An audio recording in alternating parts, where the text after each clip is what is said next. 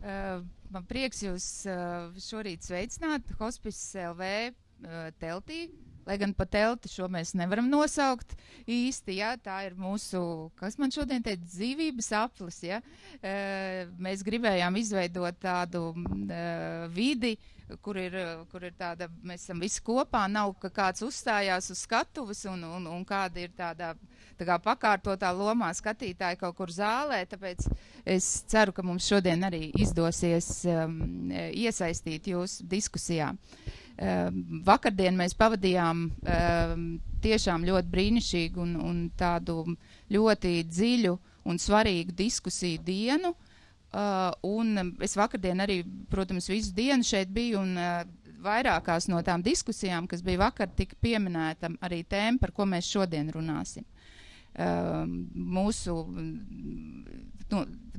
nosaukums mūsu diskusijai pietiek mani mocīt.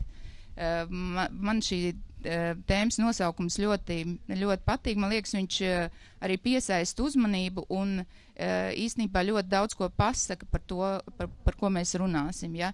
Jo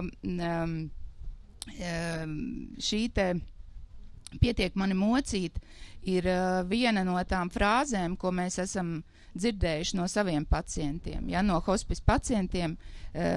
Hospice pacienti, kā zināms, ir paliatīvie pacienti, kas jau ir nonākuši savas dzīves beigu posmā, slimība ir terminālā fāzē, kur nekāda radikāla izārstēšanās nav iespējama, un ir atlicis, teiksim, cilvēkam nodrošināt mājās vai slimnīcā komforta terapiju tādā veidā, lai pēc iespējas mazinātu viņa trauksmi, bailes, sāpes, nezinu, sliktu dušu un tā tālāk. Komfortētu viņi tās cilvēku pēdējās dienas vai nedēļas vai mēnešus. Un šajā sakarā par to domājot, un arī mums hospicam jau būs šogad oktobrī būs 5 gadi, un, protams, ka mēs esam saskārušies ar daudzām tādām paši, droši vien arī savā attieksmē ar daudziem stereotipiem un stigmām, un runājam par to, kad arī vakardienas diskusijā bija, kad, ja salīdzina dažādas nāves, piemēram, kad ir stāsta kāds dalās, ka ir nomirusi vecmāmiņa 92 gadu vecumā, un tad jau visiem tā liekas, jā, tā jau gara vai ne dzīve, un skaidrs, ka tur jau arī ka tur varbūt nedēļai vai 2 nedēļām tad nav tāda jēga, un ka tad mēs tā kā iedomājamies sevi kā tādos ekspertos, ka mēs varētu pateikt, ka šai vecmāmiņai tā kā jau tiešām būtu pietiekami, un tā nedēļa, uz tiem 92 gadiem varbūt neko tādu nenozīmē, kas man liekas ir ļoti nepareiza tā doma no tāda ētikas viedokļa. Un savukārt vakardien arī vienā no diskusijām bija, kur māmiņa dalījās, kad ja bērniņš ir gājis bojā, nomirs, kāda tad ir tā, to mēs tā uztveram daudz traģiskāk, vai ne? Un tad mēs, vai ne, pilnīgi savādāk domājam, kāpēc mēs tādai jaunai nāvei tā kā laikam tās dzīves cerības un to visu nepiepildīja, to ieliekam iekšā, un tāpēc tas liekas traģiskāk, bet īstenībā, man liekas, tai attieksmei būtu jābūt vienādai. Nu jā, tātad mēs šodien runāsim par tādām tēmām, kā veltīgā ārstēšana, ko tas nozīmē, kad ar tādu terminu viņi Latvijā ir pavisam nesens, mēs esam sastapušies, runāsim par kā nošķirt šo te jēdzienu veltīgā ārstēšanu no asistētās pašnāvības, no eitanāzijas, no tās dažādiem veidiem, kad mēs varam runāt par normālu medicīnisku praksi paliatīvam pacientam, kad jau tā varētu būt mums, tā kā mēs nonākt kaut kādā krimināla tiesību sfērā un tā tālāk. Mēģināsim to saprast, un es gribu stādīt priekšā manus sarunu biedrus. Signa Mežinska ir Latvijas Universitātes medicīnas fakultātes asociētā profesore un speciāliste bioētikā. Labdien! Jā, Signi, mēs iepazināmies un mums Hospice LV katru gadu organizē diskusiju fórumu, un Signe mums uzstājās fórumā šogad, un faktiski Signes un dr. Golbovskas tā uzstāšanās izraisīja visvairāk arī atsaucību publikā, un tad mēs nolēmām vispār no tā arī nolēmām, ka mums lampā būtu jārunā dziļāk, vairāk nekā 20 minūtes. Tā kā paldies, Signe, par šo iedvesmu. Man blakus ir ārsts, pediatrs, Reinis Balmaks. Reinim būs šodien jāpārstāv ārstu visa saime. Labdien, centīšos. Jā, un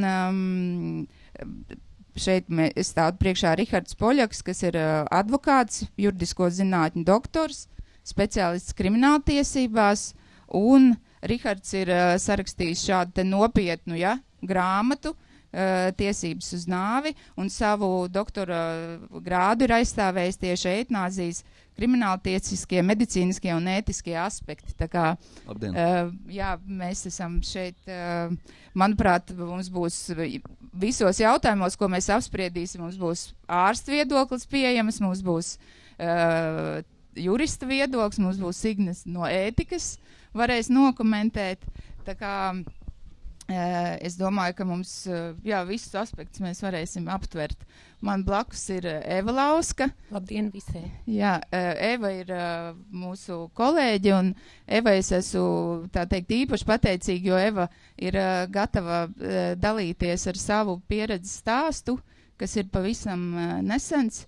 Evai mira mamma, un kāpēc mēs arī tā kā atļāvāmies Evu šeit aicināt un dalīties ar savām pārdomām tajā, ko Evas ģimene piedzīvoja tajā mammas miršanas procesā, tādēļ, kad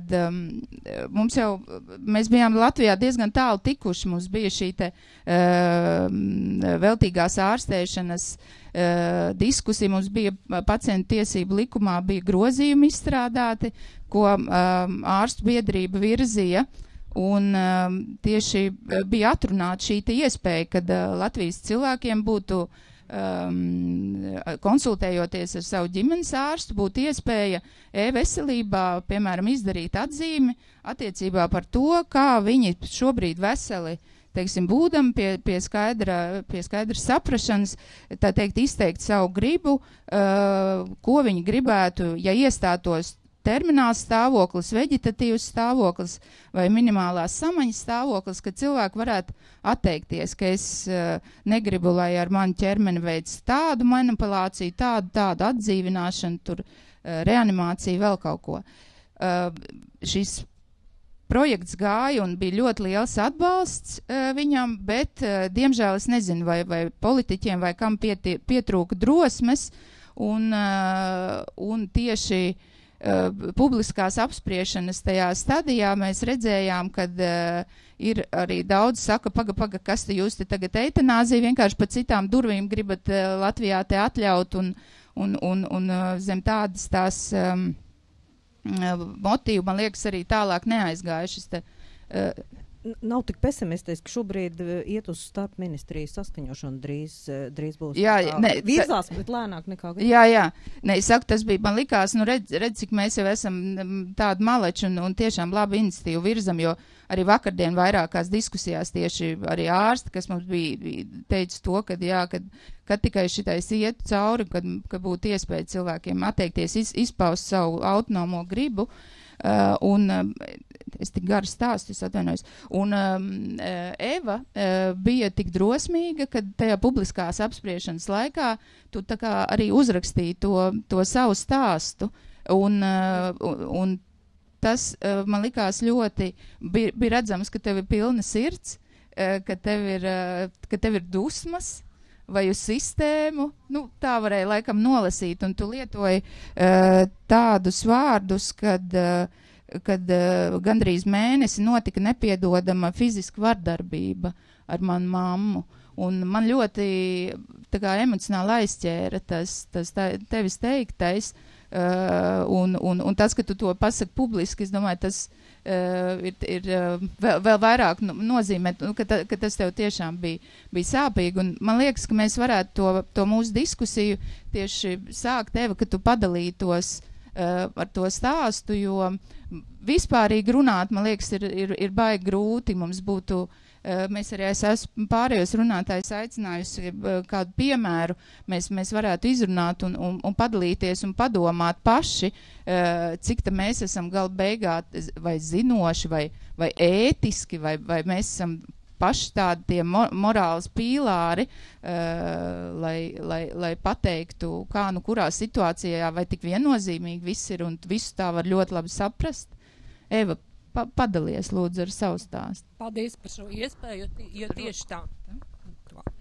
Jo tieši tā, man vēl joprojām ir pagājis gads, tieši gadu atpakaļ, tieši no nakts uz piekdienu, no piekdienas uz sestdienu, manai mammai notika otrs insults viņas dzīvē.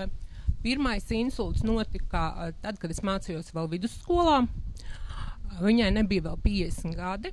Toreiz ārstu prognozes bija ļoti, ļoti neiepriecinošas, bet tomēr viņa rehabilitējās, tomēr viņa cēlās, bet ar pirmo insultu tika bojātas viņas smadzenēs sāpju centrs, un tas nozīmē to, ka visu atlikušo dzīvi viņai visa kreisā puse dega kā ugunīs.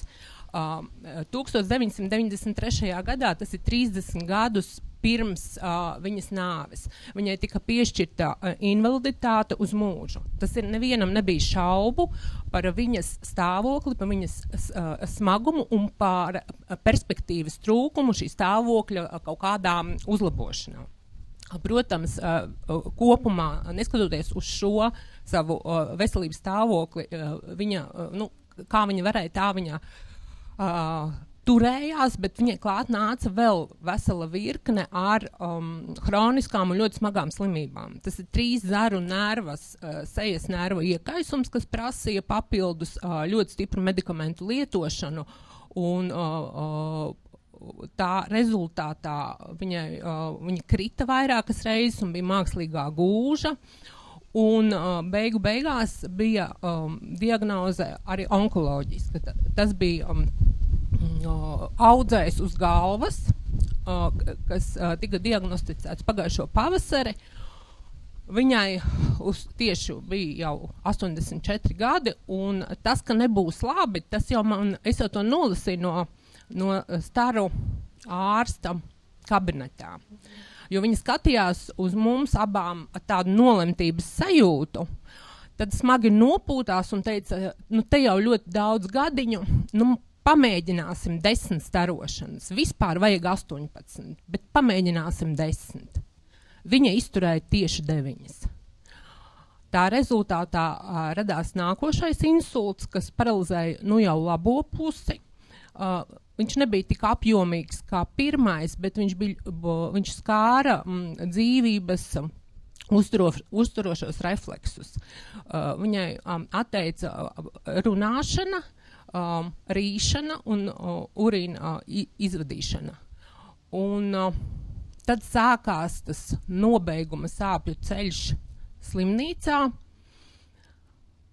jo viņai, protams, tika atjaunota refleksi, viņai tika ievadīta zonde un katetrs, un tika veiktas visas iespējamās manipulācijas viņas stāvokļa stabilizēšanā un noturēšanā. Neskatoties uz to, ka apziņas vairs pa to mēnesi man izdevās īsi pirms nāves nodibināt ar viņu kādu ar acu skatienu, kaut kādu apzinātu kontaktu. Un katru dienu ejot uz slimnīcu un skatoties, kā tavs tuvinieks tiek mocīts ar tām visām manipulācijām, kur vairs nav it nekā palicis no dzīva cilvēka, pirmkārt, viņa pati nekad nemūžam negribēja šādu stāvokli. Es negribu nevienu sekundi savu dzīvi dzīvot šādā veidā. Un viņa to bija teikusi? Jā, protams. Protams. Ne tikai viņai jau bija, viņa diezgan bija grūtā, psiholoģiski viņai bija smagi jau ziemā. Viņa nedaudz slimoja un bija ievēlusies tādā kā depresijā, ka viņa atteicās ēst. Un tētis man zvanīja un teica, man ir bēdīga, viņa nēdu, viņa grib mirt. Un es atceros, es viņu sarāju. Es teicu, tev piedzimuši mazbērni, viņi atbrauks vasarā, lūdzu, sagaidi viņus, mēs vēl tu nevari. Un pēc tam, tad, kad viņu, es nevaru to savādāk nosaukt, kā tā mākslīgā barošana, un man sasaucās toreiz ar to viņas nevēlēšanos ēst vēl pašai. Un es domāju, un man jāstāv klāt, un tas ir jāpieļauj, un es domāju, kāpēc es viņu toreiz pierunāju. Viņai vajadzēja darīt tā, kā viņa grib. Man tas viss atstāja, man ir dusmas. Man ir dusmas par to, ka ne mana, ne viņas griba nebija pat iespējas viņu nekādā veidā piepildīt, un ka es pati, ja es nevēlos, ko es sapratu priekš sevis, ka es pati kaut ko tādu nevēlos, man nav nekāda iespēja to tagad kaut kā noteikt. Jo, lai es arī savam dēlam toreiz vienā no tām reizēm, kad mēs gājām slimnīcā, teicu, nekad nemūžam nepieļauju, ka ar manu ķermeni dara kaut ko tādu. Es saprotu, ka viņam nav vispār nekādu instrumentu, lai šo visu piepildītu. Man ir reāli bail. Tā ir tā galvenā emocija, dusmas un bailes pēc šī visa. Jo kas bija arī slimnīcā? Slimnīcā pie tā insulta, viņai vairākas tās sāpes. Viņai ir iepriekšējais insults, viņai ir trīszaru nerva, tas iekaisums, kas katrs prasīja atsevišķus pretsāpju medikamentus. Un katru rītu es gāju pie ārsta un šito visu viņas stāstīju. Un atkal mēs attapāmies, ka ir tikai analgīns. Un tā katru rītu, jo bija dežūra ārsts, un atkal katru rītu. Un man tas radīja tādu izmisuma sajūtu, kādu es, pat man nav ar ko citu salīdzināt. Un tas ir iemesls, kāpēc, neskatoties uz to, ka man ir pa īstam ļoti bail no publiskās uzstāšanās, šī pirmā reize, šīs arī vienīgais temats, par kuru es esmu šobrīd gatava publiski runāt un pārvarēt tās savas bailes. Paldies! Eva, bet es tev gribu pajautāt, bet kā tu redzēji, kā būtu pareizi tavas mammas gadījumā? Kas bija liekas, kas bija tā veltīgā ārstēšana? Jā, es uzskatu, ka bija pilnīgi lieka mākslīgā barošana. Jo tad, kad pēc 20 dienām tās mākslīgās barošanas, tas atkal izklausīsies tagad drausmīgi, bet paldies Dievam neizturēja viņas asinsvadi, un viņa sāka asiņot, un vairs nevarēja tehniski ievadīt tās zondes. Beidzot viņa varēja pēc 10 dienām aiziet. Manuprāt, pats svarīgākais tajā viņas situācijā bija atsāpināšana, par kuru vajadzēja ļoti uzstāt un cīnīties.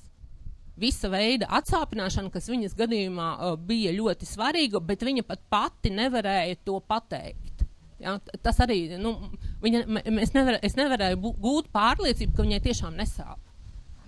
Bet Reņģis palabos, bet ka mūsu hospice mājas virsmās Taņa teica, ka ārsti jau zina, ir dažādas citas pazīmes, arī cilvēks, ja nevar, tā kā pateikt, vai ne, un ir dažādas vēl slimības un paralīzes un tā tālāk, ir vienalga visāds, piemēram, augsts temperatūra, asinsspiediens, tur sirds ritmas paaugstināts, ka tas parāda arī cilvēkam, kurš nekontaktē, ja, kad viņš cieši sāpes un vajadzīga, ja, nav jau, teiksim, balsī jābļauj vai jālokās, tad tie, tas arī ir sāpju, vai ne, kā parādīt, ja tu nevar parunāt, bet to es domāju, ka to ārsti zināja, bet es vēl gribēju tev pajautāt, bet vai šis tev lika domāt arī par eitanāzijas jautājumu?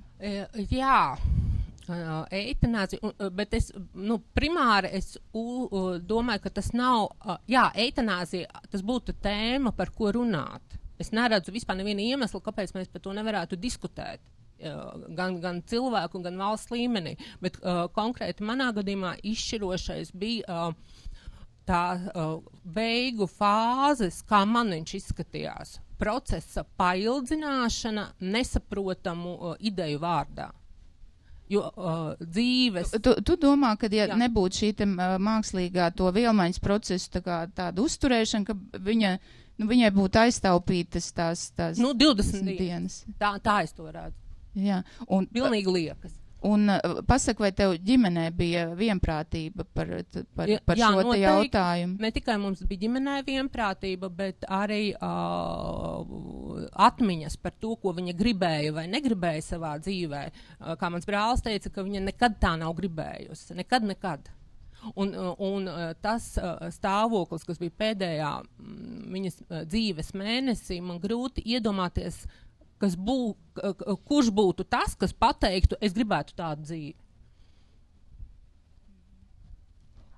Signe, vai variet nokomentēt, ko jūs Evas gadījumā saskatiet, vai jūs to novērtētu par veltīgu ārstēšanu, vai šāda praksa, cik es arī gatavojoties uz šo te izlasīju, kad Latvijas ārstu ētikas kodeksā ir, kad punkts, kad ja cilvēka nāve ir tā kā nenovēršama, kā ārsta pienākums ir ļaut cieņpilni nomirt. Es Evas stāstā redzu arī, ka tu uzskati, ka tas neatbilst cilvēka tā kā cieņai. Tieši tā es arī uzskatu. Es uzskatu, ka cilvēkam katram ir jābūt iespējai atļaut vai liekt šāda veida manipulācijas, un tas ir arī viens no iemesliem, kāpēc es esmu šeit, ka man ļoti svarīgi ir apzināties, ka tur, kur es varu ilikt āķīti par savām aknām, nierēm un sirdi, kas notiek ar viņām manas nāves gadījumā, turpat es gribu ilikt tādus pašus āķīšus, ko es gribu vai negribu, lai dara manu ķermeni, ja es to skaidri paust nevaru. Es vēlos, lai ir tas vārdu apkopojums, ko es varu notariālā pilnvarā izdot savam dēlam, un viņam nebūs jāklausās pilnīgi nekādi iebildumi, ka manu mirstošo ķermeni liks mierā. Tas ir tas, ko es gribētu piedzīvot. Šādu iespējas esamību Latvijā. Paldies. Pirmkārt, es droši vien tā vietā, lai klasificētu veltīgu ārstdarbību vai nē, es drīzāk pateikšu, ko es dzirdēju. Es dzirdēju izmisumu un bezspēcību, un es nedzirdēju neko par komunikāciju, kas šajā gadījumā būtu ārkārtīgi svarīga. Tur ir vairākas lietas. Numur viens, tā bezspēcība, man liekas, ir tāda ļoti raksturīga, ka tuvinieki un varbūt arī pats cilvēks, kamēr viņš vēl var kaut ko teikt vai reaģēt, viņš var justies ļoti bezspēcīgs. Lai gan, ja mēs paskatāmies uz juridiskiem instrumentiem, jau šobrīd, protams, jebkurš no mums var paust gribu, un juridiski ārstam ir pienākums šo gribu ievērot, bet šeit ir tas bezspēcības gadījums, ka pat dzirdot, ka tā griba ir bijusi pausta, nav bijis cilvēkam vai ģimenei iespējams to fiksēt, un nav bijis iespējams to aiznes līdz ārstam. Tā komunikācija ir ārkārtīgi klibojusi, jo tiešām šī brīža juridiskais un ētiskais regulējums jau nosaka, ka ir visas tiesības, bet tā praksa acīm redzami ir kaut kādā ziņā bezspēcīga. Tas ir tas, ko es redzu.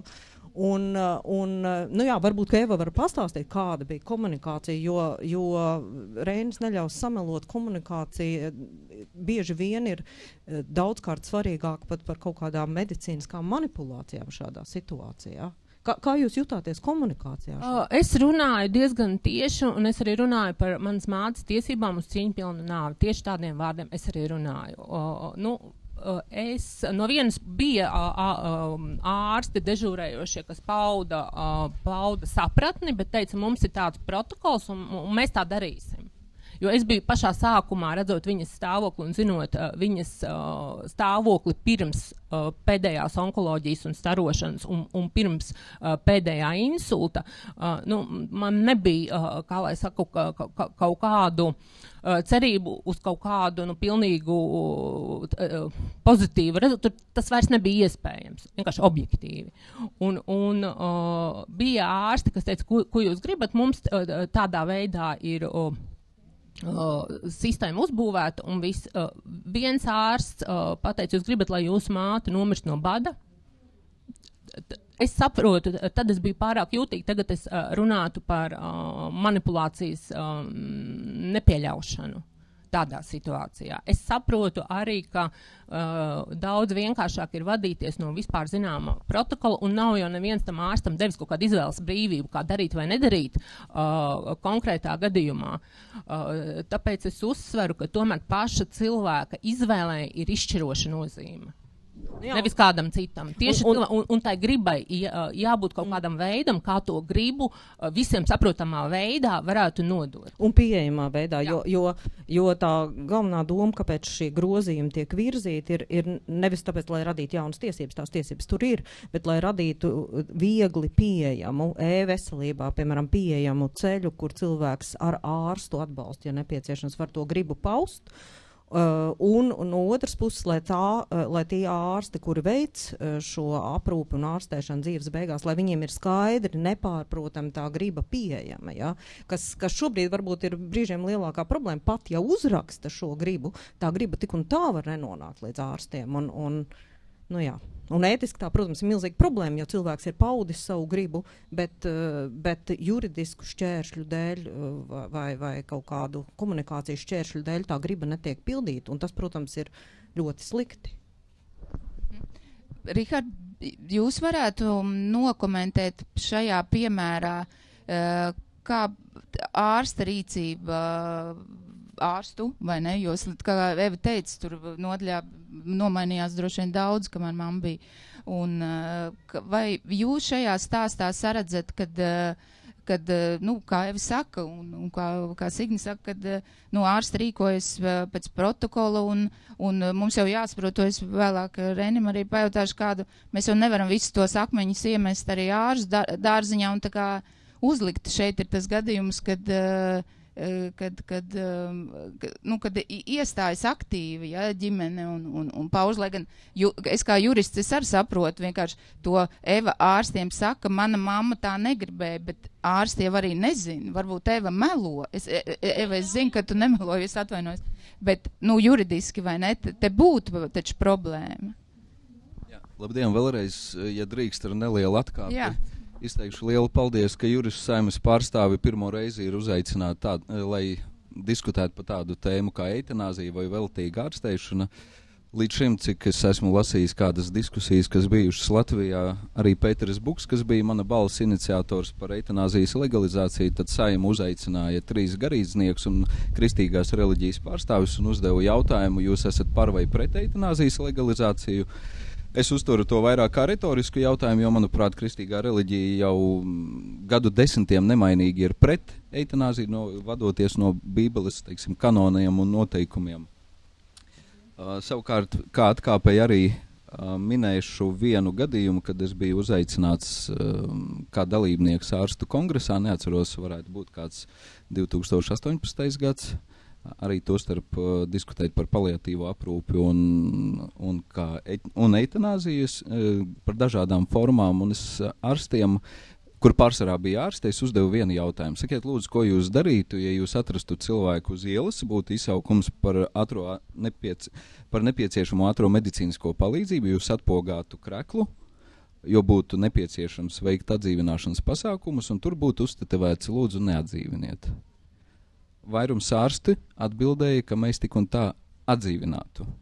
Un es tad uzdevu nākamo jautājumu. Ja bez visa šī tetuvējuma būtu arī notariāli apliecināta pausta griba neatdzīvināt, ko tad jūs darītu? Tad bija zālē klusums, jo nezināja, kā darīt. Evai, paldies par uzdrīkstēšanos, šī ļoti labi parāda šī situācija par problemātiku, kāda pastāv praksē. Es domāju, šis gadījums ir par ārstu bailēm. Tieši tā, kā jūs pareizi uzdevāt jautājumu, ārsts jau nezina, varbūt Eva melo, varbūt tā nav personas griba. No juridiskā viedokļa, ja mēs raugamies uz šo te problēmu, un ja tik tiešām griba bija pausta rīcības spējīgai personai, griba bija pausta nepārprotami, tad es uzskatu, ka tas ir ārstu viennozīmīgi ētikas pārkāpums, ja ne likuma pārkāpums. Tātad mammai bija tiesības atteikties gan no hidrācijas, gan no barības vielas uzņemšanas, gan no ārstēšanas. Un šī griba neatkarīgi no jebkāda apsvēruma dēļ ārstam bija jārespektē. Protams, vadīties tikai no tuvinieka sacītā ārsts nav, viņam nav saistoši tikai tuvinieki, viņam bija jānoskaidro pacienta griba, ja tas bija iespējams. Eva, mamma, es saprotu, nevarēja pati paust ne ar, vai kā tu teici, ar acīm, vai... Diemžēl nē, pēc 2. insulta vairs nodibināt ar viņu saprotamu komunikāciju nebija iespējams. Bet rīcības spējīga viņa bija. Jā, un es pie notāra, rīcības spējīga viņa bija, bet paust savu gribu saprotamā veidā viņa vairs nebija spējīga. Protams, es saprotu arī ārstus, kāpēc viņi baidījās šajā situācijā. Pēc būtības potenciālās tiesvedības varētu būt pēc šī gadījuma, ja ārsti apmierinātu, sauksim tā, jūsu māmas caur jums pausto gribu. Potenciālas tiesvedības varētu būt. Tieši šī apsvēruma dēļ, lai izslēgtu jebkāda veida pārmetumus pret sevi ārstējošā persona izvēlējās turpinām ārstēšanu, nepieciešamās manipulācijas ar cilvēka ķermeni. Jā, bet ārstam jau arī šobrīd mums jau, mēs jau nevaram tēlot, ka tas nenotiek. Mums jau arī šobrīd ārsti pieņem lēmumus, ja, kaut kādos gadījumos, ir taču vai ne protokoli, kaut vai, ja ir kaut kāda reanimācija, neviens jau nereanimē tur 2-3 stundas, ir kaut kāds laiks, kad pareizi, taču var jau vienmēr teikt, ka bet vēl varēja darīt un vēl, bet varbūt, vai ne? Vienalga ārsti jau pieņem to tā kā liederības un cieņpilnas attieksmes tos lēmumus, vai tad šajā, piemēram, Evas gadījumā ārsti tā kā viņiem jau juridiski nekas pret viņiem nevarētu, vai tad varētu vērsties, ja viņi nehidrētu, mākslīgi nebarotu mammu. Jā, bet šeit mēs sākām šodienas diskusiju ar uzskatām piemēru, kad arī Signe apliecināja, ka kaut kur kuluāros apspriede par to, lai pacienti varētu paust savu gribu, joprojām notiek, bet tas process ir ļoti lēns. Un tas ļoti labi parāda reālo situāciju par izpratni, kas ir medicīniski korekta rīcība, kas ir eitanāzija un kas ir noziedzīgs nodarījums. Nekāda pacienta gribas izpaudums nav nekāda saistība ar slēpto eitanāziju. Pilnībā nav. Šis ir absolūti jau gadu desmitiem Paldies, ka jūs to pasakāt. Citās Eiropas valstīs attīstīts instruments, normāls, saprātīgs instruments. Galu galā valsts nevar piespiest jūs dzīvot. Protams, arī mēs varam paplašināti diskutēt. No vienas puses, ikvienam pilsonim ir pienākums dzīvot valstī, maksāt nodokļus, un valsts uzņemas dzīvības aizsardzību. Pat laikā neviens nevar izslēgt, ka ikviena persona var izdarīt pašnāvību. Un kā mēs zinām, ja neveiksmīgas pašnāvības gadījumā ir paredzēta piespiedu ārstēšana psihiatriskajā nodaļā, jo tiek uzskatīts, ka saprātīgs cilvēks... Bet tas nav krimināla noziegums. Protams, ka tas nav, un arī gribas izpaudums, tas nav nekāda saistība ar eitanāziju, nekad nav bijusi saistība ar eitanāziju. Tā ir korekta rīcība, ko persona dzīves laikā, būdams pie apziņas, arī vesels, ir tiesīgs paust uz nākotnī ar atliekošiem nosacījumiem. Ja gadījumā iestāsies kaut kāda situācija, tad viņš vēlas, pieņemsim, lai viņu neatdzīvina. Ir arī citas kultūras un reliģiju pārstāvi, kuri kategoriski ir pret asins pārliešanām. Un šāda griba ārstniecības personām ir jārespektē. Šeit varbūt Reinis detalizētāk varētu no savas prakses, jo es neesmu ārstniecības persona, bet ja šajā konkrētajā gadījumā, ja ir acīm redzams, ka kaut vai dzīves piespiedu paildzināšana pacientam sagādā ciešanas, papildus ciešanas, es uzskatu, ka ētiski to nav darīt. Galu galā ir medicīnā, es ceru, ka es nekļūdos, dažādas metodas. Pieņemsim, Nīderlandē ir tā saucamā terminālā sedācija, kad samazina pacienta līmeni. Eiropas normatīvojos aktos, kas to reglamentē savulaik, kad es rakstīju monogrāfiju, šobrīd neesmu godīgi pateikšu atjaunojis savu zināšanas, bija tāda saucamā paliatīvā sedācija, kad ir tās ciešanas uz brīdi tikai samazina apziņu, respektīvi cilvēks necieš sāpes. Viņa apziņas līmenis ir samazināts līdz tādām līmenim, kad viņš pat fiziski nav spējīgs izjust. Šeit, jā, es diemžēl, bet man laikām jāpiekrīt tevai, ka šajā gadījumā tomēr tā ir cilvēka, kas savā ziņā spīdzināšana un mocīšana, jo cilvēks, ja it īpaši bija pie apziņas un ja ar acu kontaktu spēja paust jebkādu veidu savas emocijas un bija acīm redzams, es pieļauju iespēju, ka nekas patīkams mammai nebija tajā brīdī. Tā ir spīdzināšana no cilvēka, un es liederību īsti nesaskatu tajā situācijā. Reini, kā jūs būtu rīkojies kā ārsts šādā situācijā? Man diezgan viegli atbildēt. Es, protams, būtu ņēmis vērā pacientu gribu. Bet es varu arī es saprotu, kā tā situācija es arī ļoti labi saprotu, kā tā situācija veidojās. Un tādi gadījumi ir bijuši daudz, un par viņiem ir runāts arī bērnu slimnīcā. Tas nav, tur īstenībā vecumam pat nav milzīgi izšķirošas nozīmes. Tādas situācijas rodas regulāri. Man tikai daži precizējuši jautājumi, tas mamma nomirums slimnīcā. Jā, mamma. Tieši pēc mēneša. Un viņa nomira palātā. Jā. Un viņai bija kaut kāds monitors tajā brīdī klāt vai kaut kas? Tad jau, kad tuvojās neizbēgamais, tad jau tāda ļoti liela monitora vairs nebija, un tas bija tieši 10 dienas pēc tās mākslīgās ēdināšanas atcelšanas, un tika palielināts arī pretsāpju medikamenti, un tad jau viņi bija paliatīvā nodaļā. Vienkārši tā otra puse ir, ka vesela virkne jau ārstēšanas savā ziņā tika atzīts par veltīgām. Tur ir kardiopulmonāla reanimācija un pārvešana uz intensīvās terapijas nodaļu. Un, tā kā, kaut kāds līmenis jau visiem bija skaidrs, ka ir veltīgs.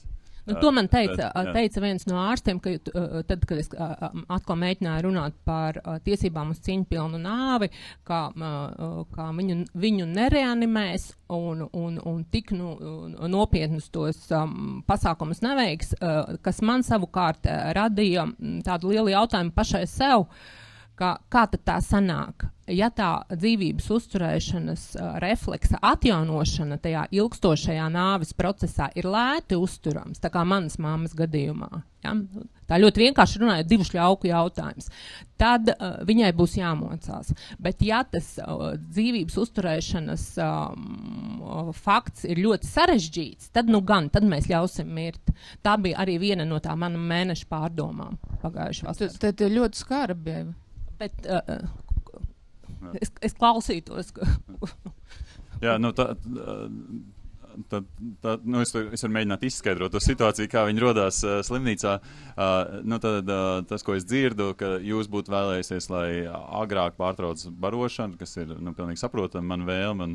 Un patiesībā es pilnīgi piekrītu, ka tur nav nekādu tādu milzīgu šķēršļu kā izpratnes trūkums, kāpēc to neievērot. Un otrs, ka jūs gribētu, lai Lietuvas stiprāks pretsāpju zāles, un tad, ja blakus efekts ir vēl vairāk samazināts apziņas līmenis, tas jums ir pieņemams, un ja tas savā veidā steidz nāvi, tad tas arī pieņemams blakus efekts. Ja. Lūk, šīs 2 pozīcijas ir ļoti grūti mediķiem psiholoģiski, emocionāli pieņemams. Tad maniem kolēģiem daudziem ir grūti pieņemt nebarošanu un ir grūti pieņemt medikamentu došanu, kas steidzina nāvi. Un tas, Signi var tur pakomentēt, tas nav nemaz tik vienkārši, ja jūs nozīmējat medikamentu un tā proximitāte nāvē ir tik ārkārtīgi īsa, kad jūs tiešām jūties, tā kā jūs tagad izraisījāt nāvi. Ja? Tā ir daudziem maniem kolēģiem ir grūti pieņemams blakus efekts. Es varbūt par sevi runāju tā kā nedaudz nostats, jo es diezgan ilgu laiku praktizēju ārzemēs, kur tā pilnīgi ierasta praksa, un tā nav vispār, viņi netiek nekādā veidā saukt par eitanāziju vai vēl kaut kādīgi. Ja to sauc par šī dubultā efekta doktrīnu, kad jums blakus efekts. Ja tas ir kā blakus efekts, pretsāpju medikamentiem, tad tas ir pieņemams, nevis kā mērķis. Bet par barošanu tās ar citu atkal no mūsdienu acīm liekas varbūt pat vienkārši no savu veidu tehnisks jautājums, bet arī vēsture nav tik sena. Ja. Lielbritānijā, Signi noteikti var pakomentēt, ir slavenais šis Eiropas cilvēktiesību lieta, kas saucās Pītīs pret Lielbritāniju. Ja?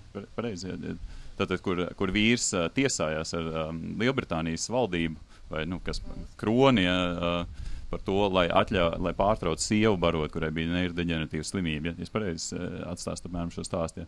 Tā kā tā ir ļoti mūsdienīga tāda iespēja medicīnā pārtraukt barošanu. Šita bada lieta, tā ir tā ir tāda psiholoģiski smaga mediķiem, to es gribu atzīmēt. Ja, Rihards, savā monogrāfijā, es tieši arī esmu izrakstījusi, kad jūs arī rakstiet, kad šitai paliatīvai sedācijai, ja šiem te pretsāp medikamentiem, viens no blakus efektiem, ja viņu tās devas palielinājums, tā kā pātrina nāves iestāšanos, to, ko arī Reinis saka, bet jūs rakstiet, ka ir ļoti augsts risks šādā veidā praktizēt eitanāziju, kas Latvijā aizliegta, ja? Jā, protams, eitanāzija.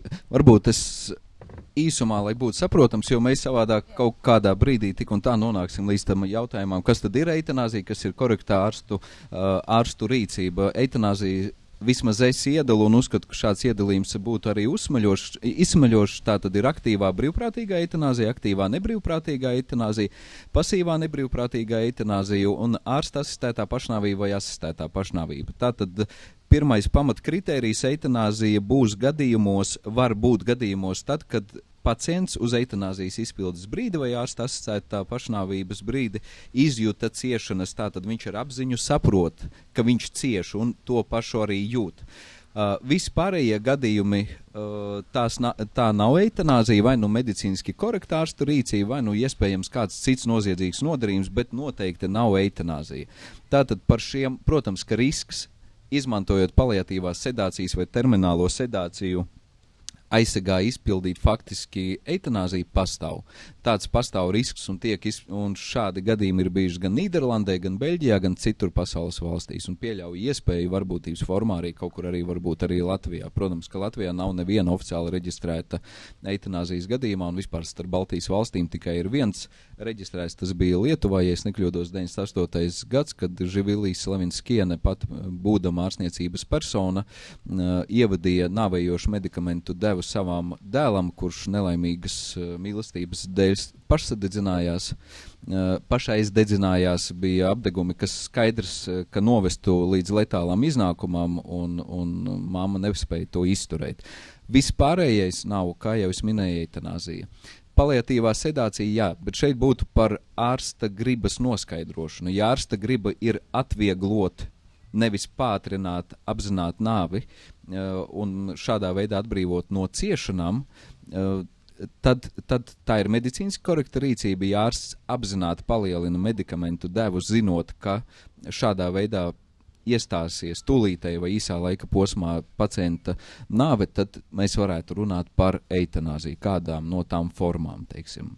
Bet riski pastāv vienmēr, tādu riskus nevar izslēgt. Es tikai klausos, un man liekas, ka vajag uzvilkt vēl vienu robežu.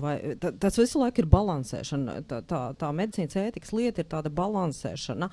Un tā vēl viena tāda ļoti būtiskā robeža ir tomēr šī ārsta profesijas būtība, lai tā kaut kur nepazustu.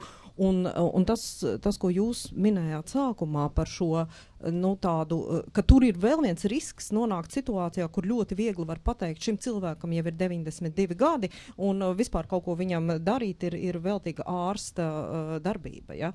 Un tur arī jānovelk šī robeža, un tur nekā labāka par šo gribas paušanu nav. Ja? Un tas, man liekas, arī tāds ļoti svarīgs punkts visā šai sarunā, ka saprast, ka lai cik labi tuviniekiem šķistu, ka viņi var paust savu gribu, realitāte ir tāda, tuvinieku viedokļi ļoti var atšķirties. Ja? Un ja parādās tas jautājums, kurš var iesūdzēt, tuvinieki ļoti daudzos gadījumos.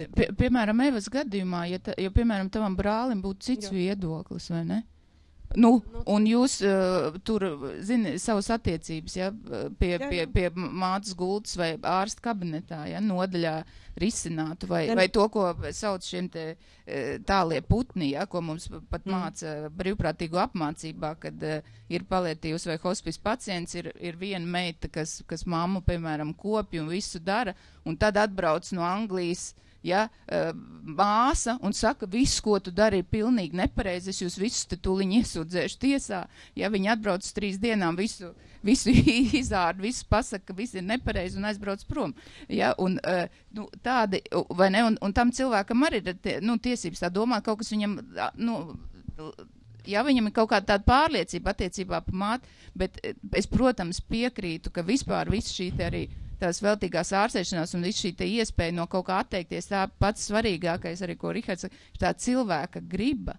Tā griba, autonomija, tas jau, kas mums katram viss tas dārgi. Jo citādi protams, ārsta pienākums ir aizstāvēt pacientu labākās intereses, kā viņš to redz. Un ja viņam nav zināma griba un viņam ir varbūt viena radinieka viedoklis, bet nav zināms otra radinieka viedoklis, tad kaut kādās situācijās tā dzīvības vai nesaglabāšana, kur viņa nepāriet bezjēdzīgā pagarināšanā miršanas. Ja, tā kā tur ir ļoti, ļoti smalka tā līnija daudzos gadījumos un tiešām neiekāpt tai otrā grāvī, kurā mēs pasakam, ka nezinu, ja tev ir 95, tad jebkāda ārsta darbība ir veltīga, vai ne? Tas ir ļoti arī liels risks. Es piekrītu, un man arī mazliet pat, es lasot arī Rihards savā monogrāfijā, pat kaut kādā, man liekas, pašā sākumā piemin Trešā reiha šos te noziegumus attiecībā pret personām, ja, kas bija ar garīgi raksturu traucējumiem, ar šādu te, ko mēs tagad vispār, mums liekas, mēs visi esam tik ētiski un morāli un tik augst attīstīti, bet tas nav nemaz tik sen.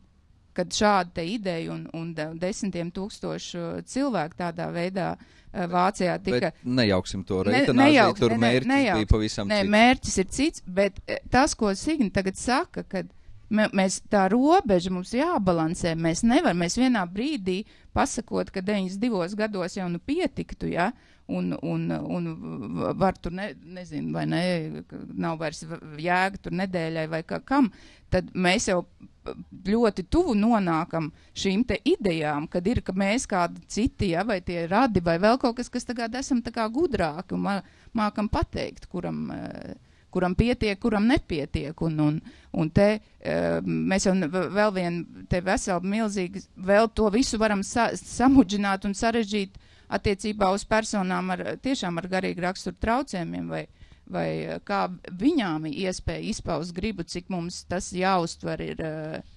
Tur, protams, mēs vēl nekur tālu praksē neesam tikuši, bet, ja pastāstu, piemēram, uz nezinu, Eiropas padomas regulējumu vai cilvēktiesību regulējumiem, tur šobrīd ir ļoti skaidra virzība, ka jābūt atbalstītāju lēmumu pieņemšanai, kas Latvijā vispār, manuprāt, es neesmu redzējis, ka būtu ieviest, ja ka netiek atņemta rīcības spēja, nevar atņemt vairs rīcības spēju attiecībā uz pilnīgi visu, var kaut kā daļai rīcības spēju ierobežot tiesa, bet lēmumu par veselību mums jāsāk domāt tajā virzienā, ka cilvēks lēmums par veselību maksimāli pieņem pats, un viņam ir jāveido šis atbalsts, viņam ir jānodrošina viņam saprotama informācija, viņam ir jānodrošina, nezinu, atbalsta personu klātbūtni un vēl ļoti daudz, kas vai, ja, piemēram, ir runa par cilvēku stāvokļu pasliktināšanos, tur, nezinu, neirodeģeneratīvas slimības un tā tālāk, cilvēkam ir ļoti skaidri jādod iespēja izmantot, šo iespēju nodot šīs lēmumu pieņemšanas tiesības citai personai, bet to var arī tagad izdarīt, bet mums jau trūkst zināšanu un mums trūkst tādas skaidras prakses, bet tur kāds.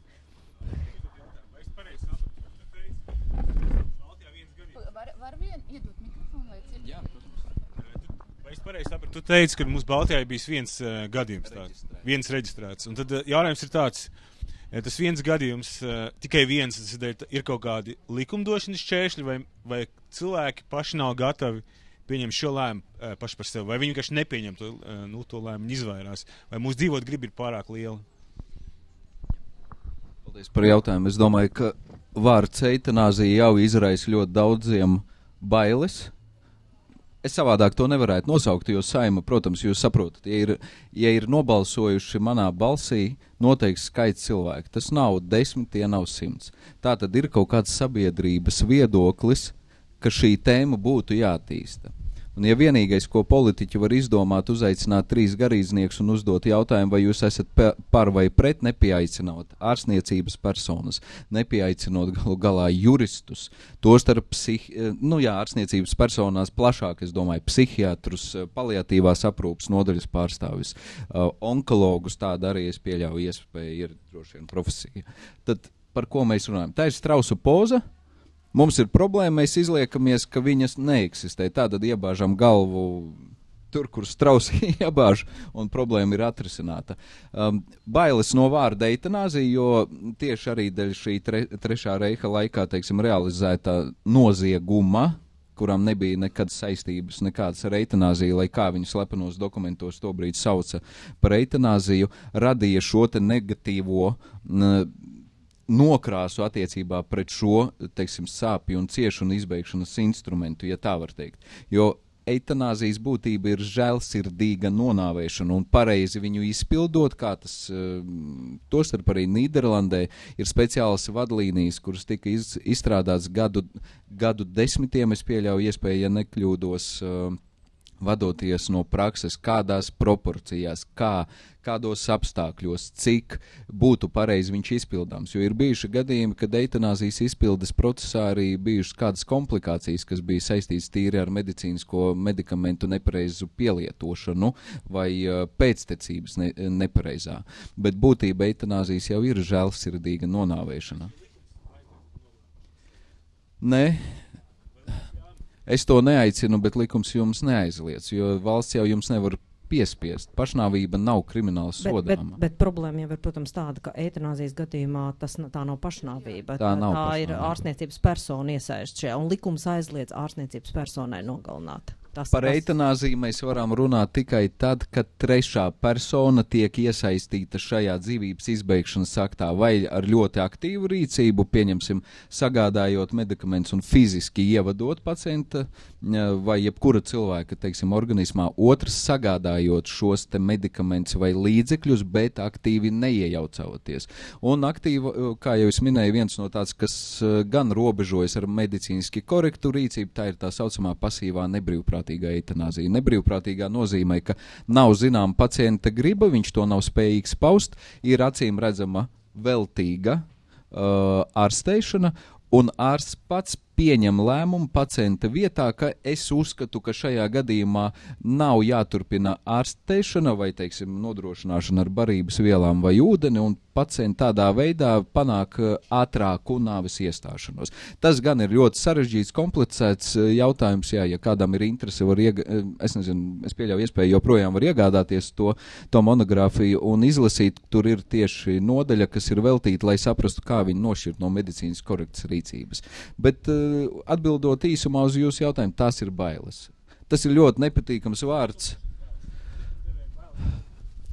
Jā, es pieļauju iespēju, jā, droši vien jūs jau redzējāt, šodien sākās mūsu diskusija ar ļoti vienkāršu patiesībā jautājumu, kuru diskusijām nevajadzētu būt. Kas var liekt man paust savu gribu? Iedodat vienkārši pareizu formu, lai nerastos domstarpības, kur es to varu paust. Tas ir viens dokuments, ja vajag pie notāra, apliecina savu gribu un visi atrisināts, un ārsti nebaidītos respektēt. Šeit arī Reins saka, šeit divējāda tā situācija te var, kur ārsti baidās, ārstiem grūtāk psiholoģiski pieņemt, bet kādam būs grūtāk pieņemt, kādām nebūs. Tāpat kā, teiksim, tajās valstīs, kur oficiāli legalizēts kāda no eitanāzijas formām, ne ikvienam ārstam var uzspiest to izpildīt. Speciāli apmācīti ārsti, kas to dara, kas pirmām kārtām psiholoģiski ir piekritis to darīt un kuram tas šķiet pieņemami, bet ir tiem ārstiem, kam tas nav pieņemami, viņam likums nevar uzlikt par pienākumu to izpildīt. Bet man liekas, šeit arī ļoti svarīgi ir pateikt, ka tajā likuma grozījumos, tajā idejā bija, man likās arī ļoti pareizi iestrādāts, kad piemēram, tas, kad e-veselībā varēs tur, piemēram, atzīmēt kādos gadījumos un kādas darbības, tā kā es negribētu, lai ar manu ķermeni veids, bet ļoti svarīgi ir tas, ka šo te viedokli var mainīt. Un ir iestrādāts bija tai normā, ka viņu var mainīt ne tikai tādu, jo juridiski būtu, kā tu esi izpaudus viedokli tādā formātā, viņš būtu tā kā, ja es būtu izdevusi tādu rīkojumu pie notāra, es jau varu samainīt savas domas, es jau tagad te veseli un smuki sēžot vai ne tā domāju, bet tad, kad es nonākšu uz reāli tādās situācijā, es jau nezinu, kā es jutīšos. Varbūt tad man liksies, es turos pie katras tās minūtiņas, jā, dzīvības. Es tagad es tagad nedomāju vairāk tā, un man ir iespēja ārstam to paust. Ārsts tur bija iestrādāts, laikam, kad 3 ārsti to fiksē, un es varu samainīt to savu viedokli un cīnīties atkal un teikt, ka pēc visu pilnas programmas es gribu pa dārgo, pa lēto, pa visu man piemērojiet, lai tikai... Tur jau bija, tā doma jau ir, ka e-veselībā vienkārši katrs pats var, tā kā tagad es varu samainīt savu gribu par orgānu donēšanu, vai ne, kas mums ir par donēšanu transplantāciju. Vai sekciju, ja, sekcijas veikšanu. Tur ir arī par šo personu, kas manā vietā var pieņemt lēmumus. Es jau to varu mainīt, tur jau nav tāda aizlieguma. Bet Evas, kāda e-veselība, ja tu atrodies paliatīvajā nodaļā? Saprot, kā tam arī mēs nevaram dzīvot kaut kādās iedomu pasaulē. Bet tur bija, tajās sarunās, tur jau tieši tā, tur bija arī ārsti, man liekas, ļoti saprātīgi pauda šos viedokļus, ka ja liecinieku klātbūtnē cilvēks pauž šo gribu, tad ārstam varētu būt pienākums aiziet un ielikt tajā veselībā, lai visi zina. Ja? Bet tur, man liekas, ir tā lielā problēma, protams, ir, kā mēs kas mums ir jādara, lai ārstiem arī, lai izglītotu ārstus, un labā ziņa ir, ka ir plānota nauda ārstu tālāk izglītības kursiem, jo, man liekas, te izskanēja vairākas reizes, ka var būt situācijas, kurās iespējams, ka ārsti pietiekami labi nezin šī brīža iespējas, jo veltīgas ārstdarbības pārtraukšana šobrīd ir pilnīgi legāli, tā nav eitanāzija. Tas ir tikai jautājums, cik labi ir zinām cilvēka griba un kā ārsts šo gribu izpilda. Un man liekas, tā cerība ir šie tālāk izglītības kursi, tāda ļoti padziļināta saruna par šiem jautājumiem, kur ārsti varētu uzdot jautājumus un vienoties. Jo tas, ko Reinis teica, piemēram, ka psiholoģiski ārstiem bieži vien ir grūtāk pārtraukt jau uzsāktas darbības, nevis neuzsākt kaut ko jaunu. Tas arī ir pētījumos pierādīts fakts, un tur droši vien ir nepieciešamas tādas sarunas un kaut kāda uztveres maiņa. Jā, atliek viena, kā jau Evas māmas piemērs, man liekas, ļoti labs šai diskusijai, tas ir vairākas problēmas. Jā, atliek ārstu tādā lielajā kolektīvā, kas mainās pa dežūrām un māsām, atliek vienam sāk, tā kā teikt, ne, bet man šķiet, ka tā vai tik tā nebūs eitana. Tā sāk tādu gruzdēt, ka lielākā daļa nē, tad labāk nē, tad labāk par labu dzīvībai un turpinam tā kā ir. Un tad gan jau kaut kā atrisināsies tas viss, nekur, protams, no tuvinieku viedokļa tas ir diezgan mokoši. Un gal galā arī par tuviniekiem, ja nav jau tā lielākā rūpa ir par jūsu mammu, kurai tas ir mokoši. Bet tas ir viens. Otrs ir, ko es gribēju vēl komentēt, ir tas, ka mēs ļoti strauji lecam tur starp šo te stāvokli, ko mēs iesākām uz eitanāziju un atpakaļ, ka patiesībā pietrūka kvalitīva paliatīva aprūpe, un tā jau ir tā lielākā problēma. Jo, ja jūs rīt Latvijā legalizēsiet eitanāziju, un arī īstenībā Lietuvas anestezioloģis dēla problēma, viņai jau tam dēlam varēja nodrošināt kvalitīvu paliatīvu aprūpi bez eitanāzijas, viņu varēja pārtraukt makstievu plaušu ventilāciju, atsāpināt un neturpināt barošanu un visas pārējās antibiotikas un tā tālāk. Ja uzskatīja, ka viņa izdzīvošana ar pieņemamu dzīves kvalitāti nav iespējama tādā situācijā, tad nav nepieciešama eitanāzija. Tāpat kā jūsu mammai, ja tur vienkārši kvalitīvu paliatīva aprūpe dzīves noslēgumā. Un, ja rīt Latvijā legalizēta eitanāzija, tad, diemžēl, cilvēki nokļūt tādā situācijā, tā kā man tagad ir insults, tad es lecu tagad ātri eitanāzijas vilcienā, vai arī tad man sagaida kaut kāds šausminošs dzīves noslēgums, kur patiesībā, cilvēks būtu pelnījis kaut kādu veidu mēģinājumu terapijai un skatīties, varbūt izvērtēsim pēc 10 dienām, kā mums iet, un tad pāriesim uz paliatīvu aprūpi, ja kuratīva vairs nav iespējama. Tā eitanāzija pat pa sevi, viņai jau nav tik milzīga loma valstī, kur ir ļoti kvalitīva paliatīva aprūpe. Viņi ir skaļi, viņi ir tur daudz par ko diskutēt, un atkal visi šie 20. gadsimta noziegumi un tā tālāk, kur tiesības uz dzīvi tik pārkāptas šausminošos veidos, tad tas ir saglabājies, tas Trešais reiks un vēl visā, kāpēc par to tik asas diskusijas ir. Bet pašai eitanāzijai kā tādai nav tik milzīga nozīme valstī ļoti attīstīta paliatīva aprūpe. Es atceros, ka mēs arī, kad tikko sākām, nodibinājām hospisu un sākām runāt, mums jau lielākā daļa teica, kas jūs visi kaut kāda eitanāzijas atbalstītāji esiet, vai kas tagad notiek, un tad mēs ar kā organizācija tā kā nolēmām, ka mums jābūt ar tādam tā kā vienotam tam redzējumam, ka mēs neko, mēs esam, viņi nav legāli Latvijā un tā tālāk, bet ka mēs esam, kad paliatīvā aprūpe kvalitīva, to, ko Reinis saka, atrisina lielāko daļu jautājumu, ko cilvēki domā kā ar eitanāziju. Tas ir vienīgā izeja, ja, kā sāpju gadījumā. Un ka nedrīkstētu runāt par eitanāziju, tajā brīdī, kamēr nav Latvijā, mums jau nav hospice stacionāri, ja, līdz šai dienai. Mums tagad kopš jaunā gada ir paliatīvās aprūpes mobilās komandas, kas ir fragmentāri tāda palīdzība, ja.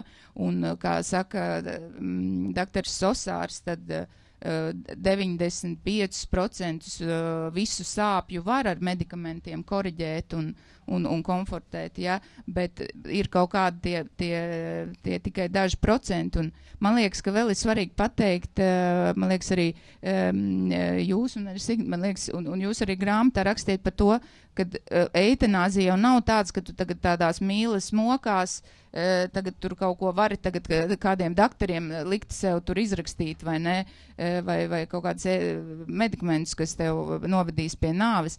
Ir jāsaprot, ka tur ir tie priekšnoteikumi, ja, kad cilvēkam ir slimība kaut kāda, un ka tā neatiecās uz jebkuru gadījumu. Variet šo pakomentēt?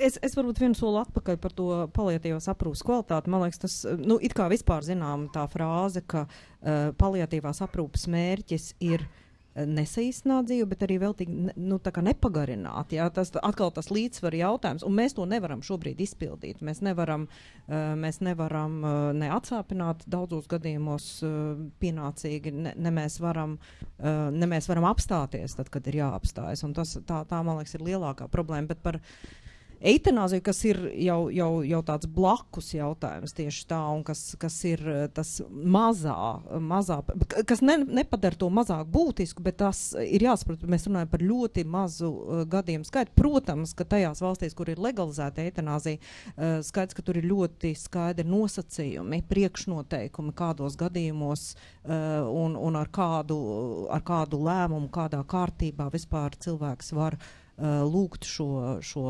palīdzību nomirt, un to var izpildīt. Jā, skaidrs. Otrs, protams, pretarguments ir, ka šobrīd nav neviens no otrs instruments, jā, līdz ar to paliek bēdīgi. Jā. Man ir jautājums, klausoties diskusijas dalībnieku.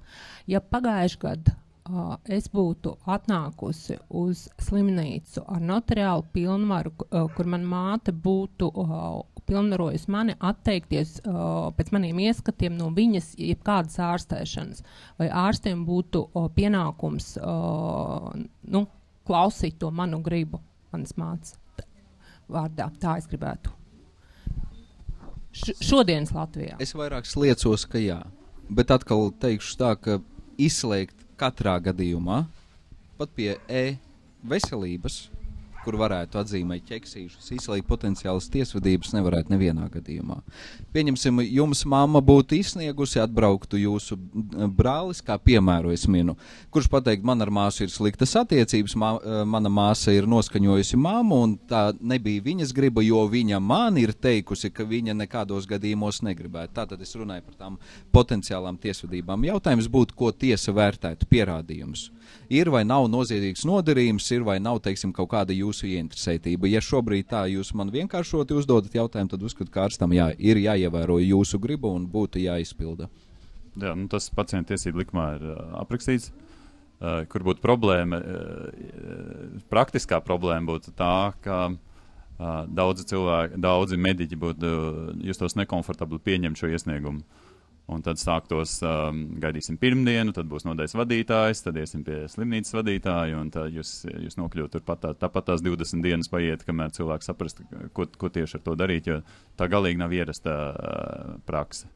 Tādas ziņojums ārstiem saņemt, vai es kā nespeciālists, kā es varu pateikt, vai, cik liels spēks ir kuram notariāli apstiprinātam dokumentam, tas ir juristam jāvērtē, ja jurists strādā darba dienās, varbūt atvaļinājumā. Tur es baidos, ka pilnīgi taisnība Rihardam, izlasot pacientu tiesību likumu, viss jebkuram skaidrs, tas jāņem vērā. Praktiski tas būtu ļoti atkarīgs no indivīdi, kam jūs iesniedzat to iesniegumu. Neviens negrib uzņemties atbildību. Tas ir ļoti nopietns. Un vēl paturpinot Reiņa sacīto to piemēru par Lietuvu, kas bija jau, kuru es minēju sākotnēji. Man bija rakstot promocijas darbu tā ekskluzīvā iespēja, protams, ar atļauju saņemot no prokuratūras Lietuvā, es iepazinos ar lietas materiāliem. Tā bija krimināla lieta, jā, viņa beigās tika izbeigta, jo tika atzīts, ka māte to izpildīja afekta stāvoklī, respektīvi viņa tika atbrīvota. Tikai tādēļ viņu nenotiesāja.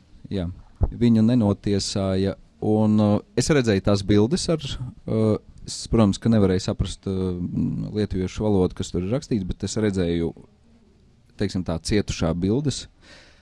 Diezinu, vai mammai apmierinātu tajā brīdī vārds, mēs varam piedāvāt jūsu dēlam paliatīvo aprūpi. Ja jūs varat iztēloties cilvēku seju, kur mēs parasti redzam degunu, acis divas, muti, ausu gliemežnīcu un visu pārējo, tad tur bija viens vienkārši gaļas mučkulis, kas bija strutojošs.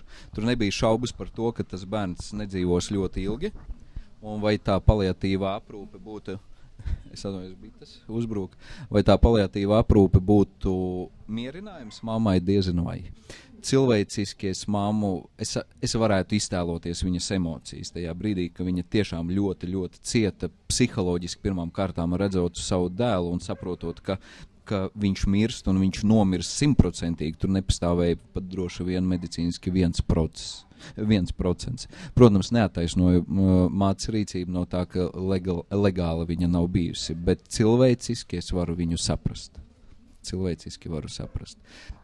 Tas sanāk, viņai vienkārši tāpēc, ka viņa bija ārstniecības persona, viņai bija, tā kā zināšanas un medikamenti pieejami, lai viņi to varētu. Viņai bija zināšanas medikamenti, viņa bija ārstniecības persona, viņai absolūti bija skaidrs, kāds būs dēla iznākums, papildus, protams. Es domāju, ka viņa zināja, kā izdarīt to. Jā, protams. Tur arī bija atrastas pie pašas, viņa arī neslēja par šo nodarījumu, un pie pašas gultas bija atrasts arī ampulas ar medikamentiem, kas tika ievadīts viņa pati. Intravenozi bija ievadījis šos medikamentus. Bet kas tad to lietu ierosināja? Kas cēla, Tas tika konstatēts, droši vien, kā jau pēc loģikas valsts policijā Lietuvas, tad lieta tika nodot uz prokuratūru, prokuratūras vai policijas ietvaros tika nozīmēta tiesa psihiatriska ekspertīze, kur tika atzīts, ka mamma tobrīd nepieskaitāmības stāvoklī to izpildīja, uz to brīdi afekta stāvoklis viņai bija. Un atgriežoties arī par paliatīvo, jā, es absolūti piekrītu, ka pirms diskutēt ļoti plaši par eitanāzijas legalizāciju jābūt ļoti attīstītai paliatīvai aprūpei un galvenokārt jābūt pieejamai paliatīvai aprūpei. Bet tomēr, neskatoties uz paliatīvās aprūpes pieejamību, būs daļa pacienti, kuri pateiks, bet es nevēlos arī ar visu paliatīvo aprūpes pieejamību, jo šāda dzīves kvalitāte man nav pieņemama. Un ko tad mēs, retoriski jautājot, varam viņiem piedāvāt vēl? Es vēl gribēju atgriezties Reiņa komentārs atbildot uz Zeves jautājumu. Man atsauc atmiņā, ko jūs mums formā, Signe, stāstījāt par tām ētikas komisijām, kas ir ārzemēs un lielajās slimnīcās, un vai šādā gadījumā, ka Eva atnāktu ar tādu dokumentu un Reinis teiktu, paga, vai tu var pilnvaras taču var atsaukt, vai kas tā jau tikai tagad tāda lapa, kā mēs tagad noskaidrot to pareizo rīcību? Paldies, ka jūs par to ieminējāties, jo man liekas, tā ir viena joma, kur es šobrīd redzu kaut kādu tādu cerības staru.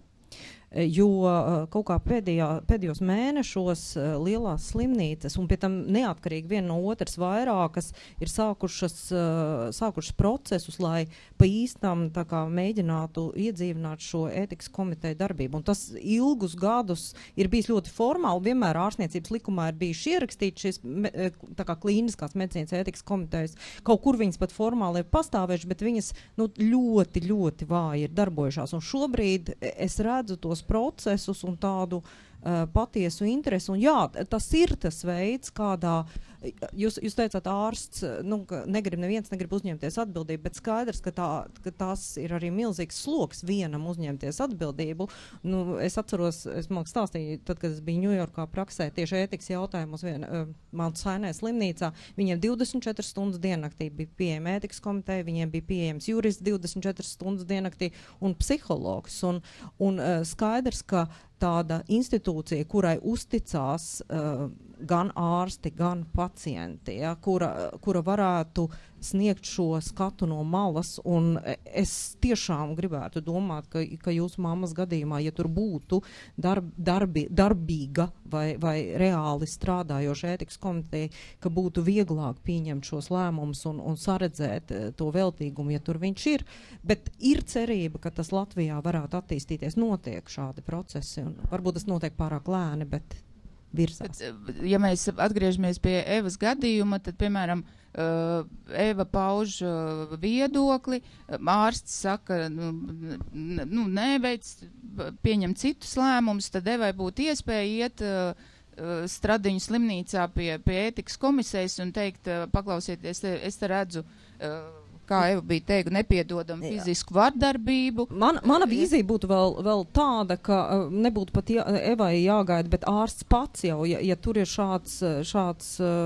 tādas domstarpības vai komunikācija nenotiek ar labu rezultātu, ka ārsts pats jau vērstos, ja, ka nebūtu, jo tā sūdzības rakstīšana, tā ir vesela vēl viena tēma, vai ne, ko mēs te varētu īstenībā rakstīt sūdzības slimnīcā tajā procesā, kad tuvinieks vai cilvēks pats ir šajā aprūpē, neviens nemaz negrib, es redzu, ka cilvēki apkārt māja ir galvām, ja? Bet tur vajadzētu panākt, ka tas notiek vēl pirms tās sūdzības rakstīšanas, ka vienkārši redzot, ka mums ir kaut kādas problēmas komunikācijā un lēmumu pieņemšanā, mēs meklējam ceļu, kā viņas atrisināt, un ārsts jau pats. Cik tas ir reāli, tas atkal varbūt Reinis var piebilst kaut ko, bet man liekas, ka tā tas ārzemēs notiek ļoti daudzos gadījumos, un kāpēc, lai mēs tur nenonāktu tai pašā? Tas neatrisinās 100% gadījumu, protams. Divas komentāri. Viens par to, ka pacients slimnīcā ir savā veidā sprostā, ja viņš pilnīgi atkarīgs no tiem cilvēkiem, un konfliktu risināt ir ārkārtīgi grūti, ja tu esi iesprostots no tev. Tas nav tā kā tu ambulatorā aizēji pie ārsta, un tev viņš nepatīk, tu meklē rekomendācijas un ne pie citas stacionārā, tu esi sprostā. Tur ir vēl viens institūts, kas ārzemēs ir pieejams, kad ir pacientiem tiesības pieprasīt šos second opinion, ja, ka citai slimnīcai iedod izskatīt šo te, vai viņa ārstē tieši tādā pašā veidā. Un Lielbritānijā tas bija ļoti attīstīti, un man liekas, tā ir ārkārtīgi laba praksa, kad cilvēkam ir tiesības pajautāt, bet ko jūs darīt? Ko jūs darīt Stradiņu slimnīcā? Un tad tādā veidā risināt šo problēmu. Un otrs komentārs bija par ētikas tādu dežurantu. Man bija personīgi pieredze, kad es Amerikā strādāju, 2 brāļi bija sakāvušies un viens iespēja otram pa kaklu. Un viņš pārtrauca elpot, un tas brālis, kurš viņam bija iespējas dusmās, bija aizcirts durvis un aizgājis prom, un pēc kāda brīža viņš ienāk un viņš neelpo, un tad viņi tur dzīvināja, un viņš principā ļoti minimāli apziņas stāvoklī izdzīvoja, vai ļoti tuvu veģetīvam stāvoklim, un tā kā slimnīcas ierastā prakse lielākā daļa Amerikas ģimeņa tādā veidā pāriet uz ekstubēt šo te pacientu, ļaut viņam nomirt, un tad bija ētikas komiteja jautājums, vai viņi šai ģimenei drīkst to lūgt, jo tad mainītos pāns pēc kāda tiesā šo te veselo brāli, jo tas kļūst no slepkavības mēģinājuma par slepkavību, un tad tur bija tas tāds piemērs, kur viņi tiešā veidā iedarbojās, ja, tad tas bija ētikas komitejas lēmums, vai drīkst vai nedrīkst viņiem to prasīt. Bet arī Evas gadījums varētu būt, ja ir kaut kādas domstarpības, tad tā ētikas komiteja var iesaistīties un viņa var palīdzēt saskatīt to situāciju. Bet par otro viedokli, paldies, man liekas, ka Latvijā, es būšu ļoti tieša, mums ir vairākas problēmas. Numur 1, ārstiem, ļoti daudziem ārstiem nepatīk, ka pacients meklē otru viedokli, viņi uzskata, ka tas ir tāda viņa kompetences apdraudēšana, ja, un no tā mums būtu jātiek vaļā.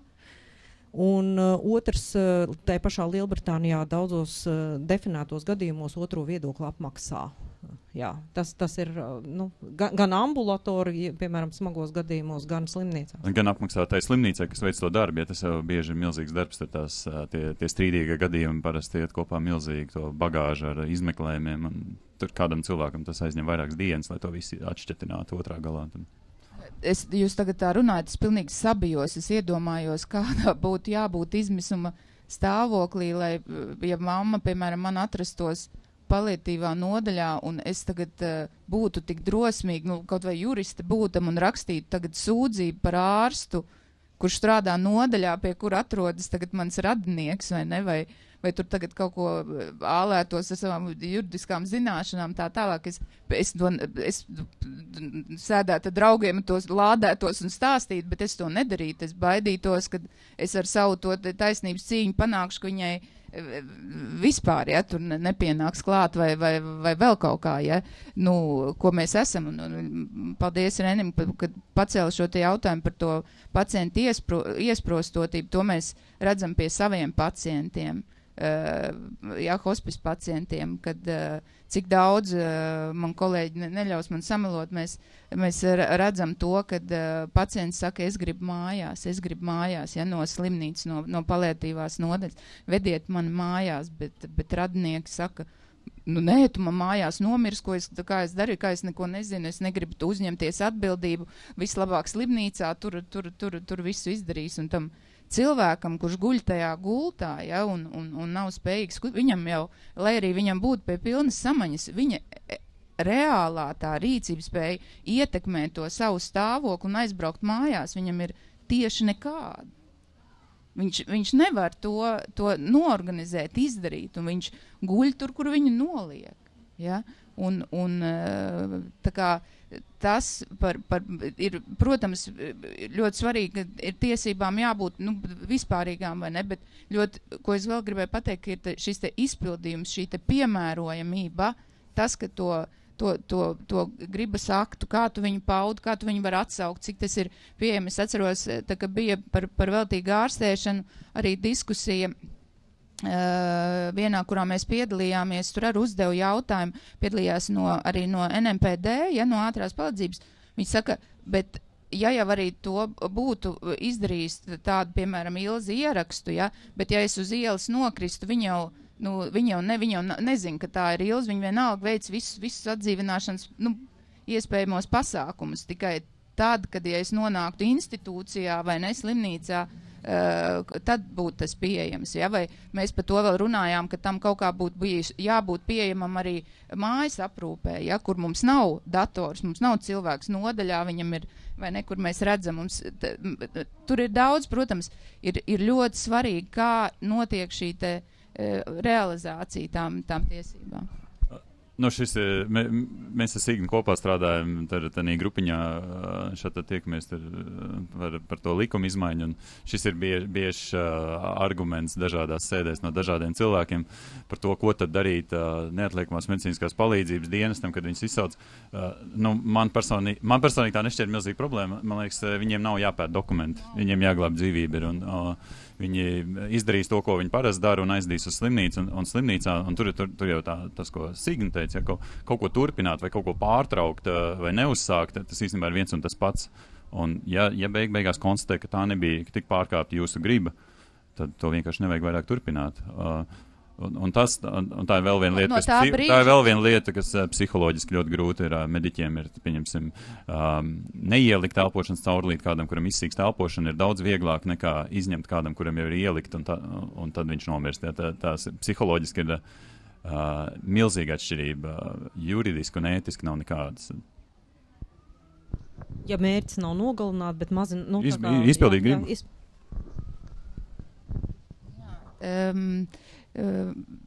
Vēl es gribēju, Signa, mums jau nav īpaši daudz laika palicis, mēs bijām domājuši vairākus piemērus izrunāt, bet es biju jums lūgusi kādu, vai jūs no ārvalstu prakses varat padalīties, varbūt kādu piemēru, kur jūs, Evas piemēram līdzīgu, kur...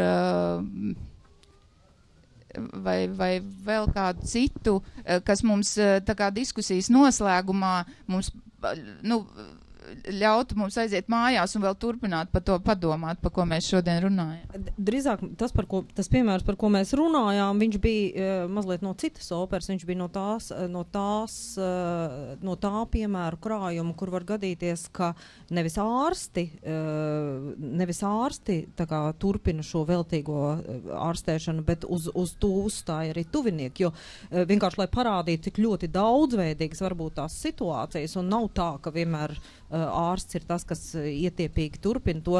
Man liekas, tas piemērs, par ko mēs runājam, bija tas amerikāņu piemērs ar meiteni Džahī, kuras vecāki par spīti tam, ka viņai bija konstatēta smadzeņu nāve, turpat nebija runa par terminālu stāvokli, tur bija konstatēta smadzeņu nāve, un viņas dzīvība tika uzturēta ar mākslīgo plaušu ventilāciju un visādiem citādiem medicīniskiem paņēmieniem. Viņi ļoti uzstājīgi un ar tiesvedību un ļoti ilgā procesā turpināja pieprasīt to, ka šī meitene, ka turpinās šīs dzīvības procesu uzturēšana. Un man liekas, tas ir piemērs, kurš rāda, ka cik tā problēma ir sarežģīta, cik daudzas puses tajā visā ir iesaistītas, cik ļoti dažādi var būt viedokļi, cik ļoti dažādas var būt motivācijas. Un mēs varam turpināt domāt par to, ka katra situācija ir unikāla un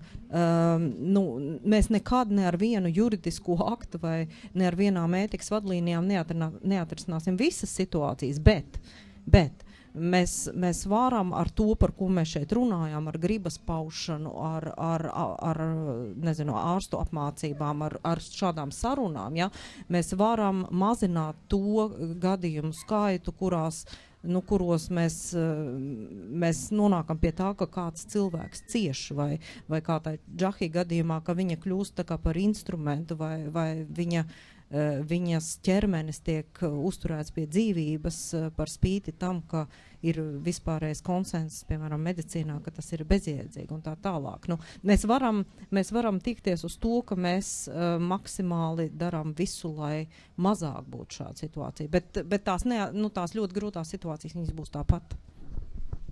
Jā, paldies. Varbūt tad vēl noslēgumā mēs varētu tādu īsi katrs pateikt no jums, kā